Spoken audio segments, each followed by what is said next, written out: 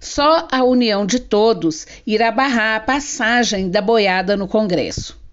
Se em 27 anos, como deputado federal, Jair Bolsonaro teve uma participação quase ineficaz na Câmara dos Deputados, com apenas 2 projetos aprovados, em menos de 3 anos de mandato como presidente da República, entre 2019 e 2021, ele passou uma boiada digna de pecuarista do agronegócio do tipo Rei do Gado.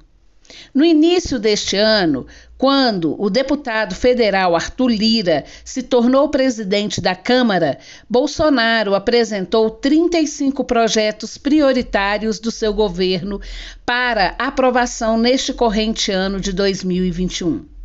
E assim aconteceu de vários projetos que ferem a soberania do país e a dignidade do povo terem sido aprovados.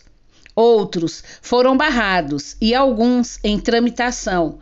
Ainda há tempo de impedi-los, se a classe trabalhadora se mobilizar. O interesse desses projetos é que todos eles têm algo em comum. São contra a soberania do Brasil.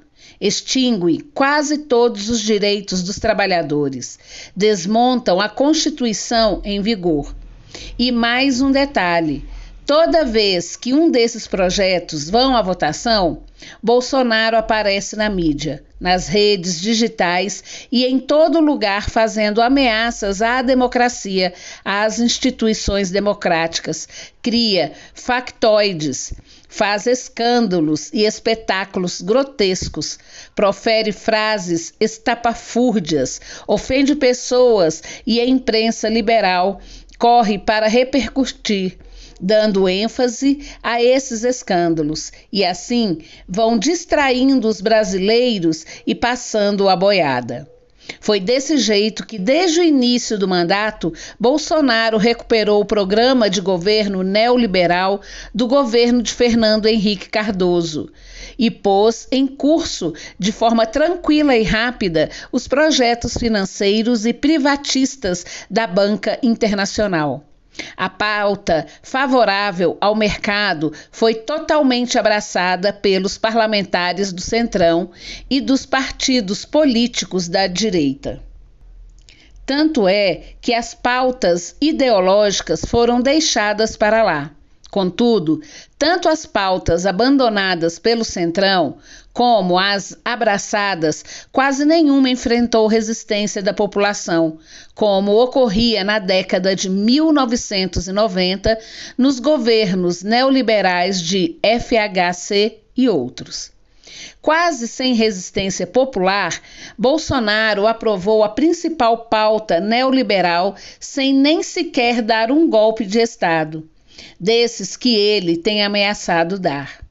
Neutralizou o povo apenas ameaçando e proferindo falas escandalosas ou ameaçadoras que a imprensa liberal fez questão de realçar para esconder, com uma cortina de fumaça, o que acontece dentro do Congresso Nacional. Usaram até a pandemia do novo coronavírus para anuviar os assaltos às riquezas nacionais e o desmonte da consolidação das leis do trabalho. E agora atacam os direitos trabalhistas dos servidores públicos. A diferença entre os anos de 1960, 1990 e hoje é que, agora, diferentemente de 50 e 30 anos atrás, a classe trabalhadora está de cabeça baixa, olhando para o celular, ligada nos vídeos alienantes das redes digitais e acreditando nas fake news. Enquanto isso, as riquezas do país, as empresas nacionais, o território brasileiro, tudo que se assegura a soberania nacional é vendido a preço de banana a estrangeiros, e as conquistas trabalhistas de lutas seculares materializados na Constituição Federal de 1988 são eliminadas uma atrás da outra, dia após dia. Este ano, o presidente da República conseguiu aprovar pautas que ferem mortalmente a soberania do Brasil, como a privatização do setor de energia, que nenhum país desenvolvido põe nas mãos da iniciativa privada. O governo Bolsonaro aprovou, com a ajuda do Centrão e de partidos políticos de direita, a privatização da Eletrobras. O mesmo ocorre com a Empresa Brasileira de Correios e Telégrafos. O Brasil vive uma repetição de ataques, já descrito numa música de Chico Buarque intitulada Vai Passar. Dormia a nossa pátria mãe então, distraída, sem perceber que era subtraída em tenebrosas transações. Mas é preciso levantar a cabeça e lutar contra isso. Nós, trabalhadores do serviço público, do magistério e também da iniciativa privada, precisamos nos unir contra essa profusão de projetos neoliberais que transformam a nossa vida numa barbárie e o nosso país em algo sem soberania, sem desenvolvimento, sem futuro, sem nação, afirma a diretoria colegiada do Simpro-DF. O Simpro-DF acompanha passo a passo e denuncia diuturnamente a passagem da boiada neoliberal e entende que isso só terá limite quando a classe trabalhadora se unir para impedir mais estragos. Se no início desse texto usamos o verso da música Vai Passar, de Chico Buarque, para expressar o que vem ocorrendo no Brasil com Bolsonaro, fechamos esta matéria afirmando que há saída, mas precisamos de união e participação. Por isso, recordamos a música de Beto Guedes, O Sal da Terra, em que ele diz: vamos precisar de todo mundo para banir do mundo a opressão, para construir a vida nova. Vamos precisar de muito amor. A felicidade mora ao lado e quem não é tolo pode ver. Confira as boiadas contra o Brasil e contra a classe trabalhadora que já passaram ou que estão em tramitação só em agosto de 2021. MP 1045 de 2021, a reforma trabalhista de Bolsonaro. Foi concluída e aprovada na Câmara a medida provisória 1045 de 2021, que precariza ainda mais os trabalhadores no Brasil. Essa MP autoriza cortes salariais e de jornada, institui a terrível carteira verde e amarela. Os deputados do Centrão e da direita aprovaram essa MP no plenário no dia 12/8 para alterar regras trabalhistas e renovar o programa emergencial criado em razão da pandemia da Covid-19. Seguiu para o Senado com os chamados jabutis, que destroem o futuro dos jovens que buscam colocação no mundo do trabalho. O parecer do relator, deputado Cristiano Áureo, incluiu vários temas na MP, mas os programas de qualificação profissional, na verdade, escondem a flexibilização das regras trabalhistas, permitindo cortes e suspensão de salários, redução de jornadas e extingue vários direitos trabalhistas fundamentais como férias, 13º salário, FGTS e outros. Destruiu o programa Jovem Aprendiz. Privatização dos Correios. No dia 5 de agosto, os deputados do Centrão e partidos políticos de direita aprovaram na Câmara o projeto de lei 591 de 2021, que permite a privatização dos Correios e Telégrafos.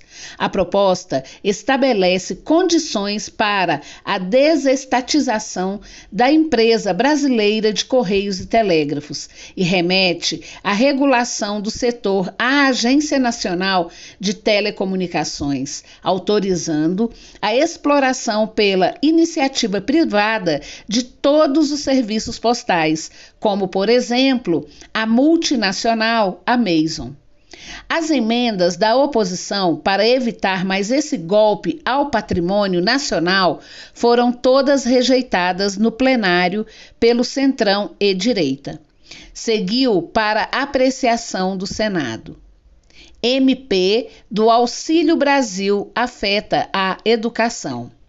A medida provisória 1061 de 2021, que cria os programas Auxílio Brasil e Alimenta Brasil, em substituição, respectivamente, ao Bolsa Família e ao Programa de Aquisição de Alimentos, foi publicada no Diário Oficial da União no dia 10/8. A MP, que vem sendo alardeada por Bolsonaro como um novo Bolsa Família, o Auxílio Brasil é mais uma fake news gerada por seu desgoverno. Na realidade, o projeto junta alguns programas sem apresentar os respectivos impactos orçamentários e os desvincula dos municípios, atropelando o pacto federativo e concentrando poderes no Executivo Federal. Entre esses programas está o Auxílio Criança Cidadã, que implica na oferta de vouchers para a compra de vaga em creches privadas, não conveniadas com o poder público, para mulheres que conseguirem emprego formal. A proposta é um absurdo sob todos os pontos de vista. PL 3.776 de 2008, piso salarial dos professores. Por pouco haveria congelamento do já reduzido salário dos professores. Nessa terça-feira, 17/8, os deputados do Centrão e dos partidos políticos de direita votaram em peso no congelamento do salário. Por 225 votos a favor e 222 contra, a Câmara dos Deputados aprovou o recurso contra a apreciação conclusiva de um projeto de lei que reajusta o piso salarial nacional dos professores pelo Índice Nacional de Preços ao Consumidor, acumulado nos 12 meses anterior. Isso significa que a matéria não vai para a sanção presidencial e deve ser analisada em plenário. PL 5.595 de 2020. O PL dos Serviços Essenciais. Está em tramitação no Congresso Nacional o PL 5.595 de 2020, que os deputados do Centrão e dos partidos políticos de direita aprovaram na madrugada do dia 21 de abril deste ano, que proíbe a suspensão das aulas presenciais durante pandemias e calamidades públicas, para expor a categoria do magistério, estudante e suas famílias ao risco de vida. Para isso, o PL torna a educação infantil, os ensinos fundamental e médio e a educação superior serviços essenciais, ou seja, aqueles que não podem ser interrompidos durante a pandemia. PEC 32 de 2020, a reforma administrativa. É quase impossível apontar um projeto do governo Jair Bolsonaro que não seja nefasto, terrível para a população brasileira. Mas a PEC 32 de 2020 é uma peça de filme de terror. Simplesmente é o projeto do governo Bolsonaro que põe uma pá de cal, ou seja, enterra para sempre o Estado brasileiro nas mãos da iniciativa privada extingue os serviços públicos, transforma os cargos públicos em cabide de emprego de políticos e destroça, jogando por terra todos os direitos e garantias da Constituição Federal em vigor. Se for aprovada, como promete o deputado federal, aliado de Bolsonaro, líder do Centrão e presidente da principal casa legislativa do Brasil, o empresário Arthur Lira, o Brasil vai precisar de se mobilizar para fazer uma nova constituinte, para elaborar uma nova Constituição Federal Cidadã. PEC 125/2011, a reforma eleitoral. A Câmara dos Deputados aprovou no dia 11/8 o texto base da proposta de emenda à Constituição PEC 125/2011 da reforma eleitoral. Foram 339 votos a favor e 123 contrários.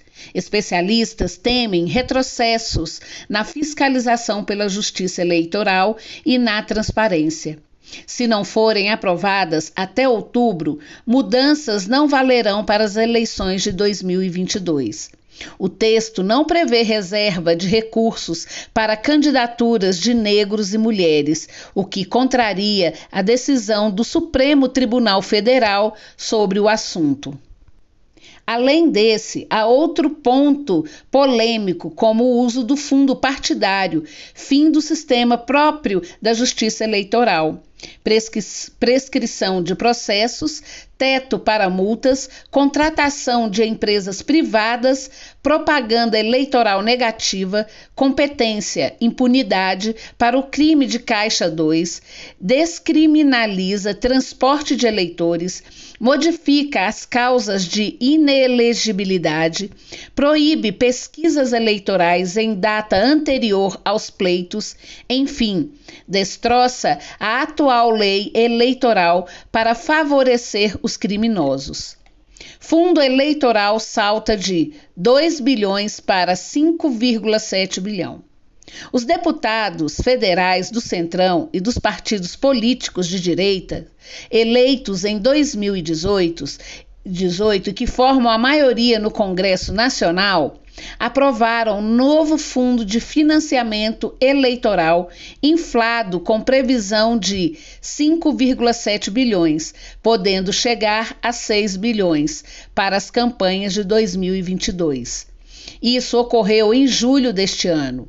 Apesar da proibição do STF, há brechas que mantêm o desequilíbrio em favor dos mais ricos, devido às doações de empresas feitas por meio de seus executivos, como pessoa física, além do autofinanciamento, ou seja, a possibilidade de os candidatos bancarem suas próprias campanhas, limitados apenas pelo teto estabelecido para cada candidatura.